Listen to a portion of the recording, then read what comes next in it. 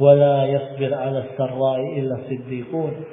Ketahuilah, tidaklah di sana ada yang mampu menahan dirinya selalu di dalam batasan-batasan Allah dalam keadaan ia bergelimpang di atas nikmatnya, kecuali itu benar-benar orang siddiq, orang yang jujur dalam iman. Ini menunjukkan bahwasanya sabar di atas gemerlapnya nikmat itu sangat-sangat susah. Maka dikatakan dalam hadis, ma utiya 'abdun ata'an ba'da al-iman khairan wa awsa'a min as-sabr. Tidaklah seorang hamba itu diberikan suatu anugerah setelah keimanan. Tidaklah diberikan anugerah yang terbaik setelah keimanan melebihi sabarnya. Maka ketika seorang diberikan kemampuan untuk menahan diri, maka itu adalah anugerah Allah yang terbesar setelah keimanannya. Dan di sana Imam Ibnu Qayyim rahimahullah mengutip ucapan Abdurrahman bin Auf, sahabat yang beliau ini mendapati masa-masa susahnya Islam. Awal-awal munculnya Islam, beliau mendapati masa susahnya ini.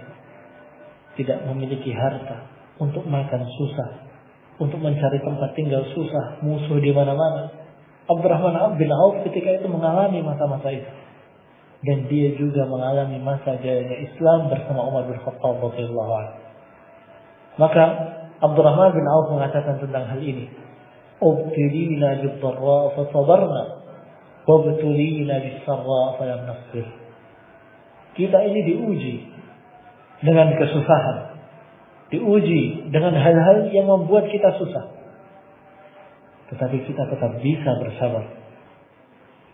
Tidak mendapatkan makanan, musuh menerkam di mana-mana, kita tetap bisa bertahan di atas jalan Allah. Kita mampu bertahan di batasan-batasan Allah, tidak menerjangnya. Tetapi Abdurrahman bin Auf mengatakan, wabtulina bis-sarra falam nasbir. Kemudian kita ini diuji oleh Allah Subhanahu wa taala dengan kemudahan dan kita tidak mampu bersabar. Artinya ketika Islam itu jaya, harta benda itu terbuka, menjadikan kita jadi ikhwan fillah itu sahabat yang mereka adalah orang yang terbaik setelah nabinya, mengatakan mereka tidak bisa menahan diri mereka. Terus bagaimana dengan kita? Bagaimana dengan diri kita? Mereka merasa bahwasanya mereka tidak mampu menahan diri mereka ketika berada di atas kenikmatan.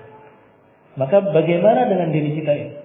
Setiap harinya bergelimpang di atas kenikmatan. Bahkan tidak pernah atau tidak ada hari kecuali kita bisa memakan dan meminum dengan nikmat. Subhanallah. Maka itu pasti akan lebih susah untuk kita dalam bersabar.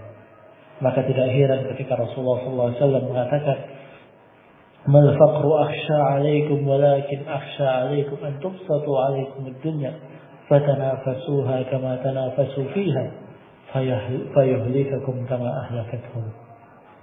Ketika Rasulullah mengatakan, aku tidak takut kepada kalian wahai para sahabatku ketika kalian itu berada di atas kefakiran, itu bersabar di atas kesusahan, itu pasti kalian mampu di atasnya.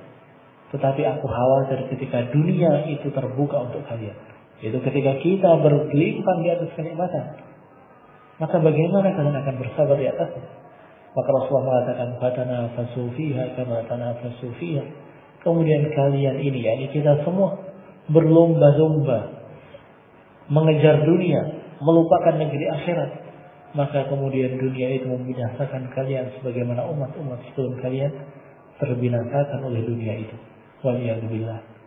Maka ini ikhwan fillah adalah bentuk-bentuk kesabaran, bentuk-bentuk penahanan diri yang harus kita tahan diri kita demi kenikmatan-kenikmatan itu menjadi langgeng, menjadi terus-menerus kita nikmati baik di dunia ini maupun di akhirat nanti. Walhamdulillahirabbil alamin. Wa jazakumullahu khairan wa barakallahu fikum.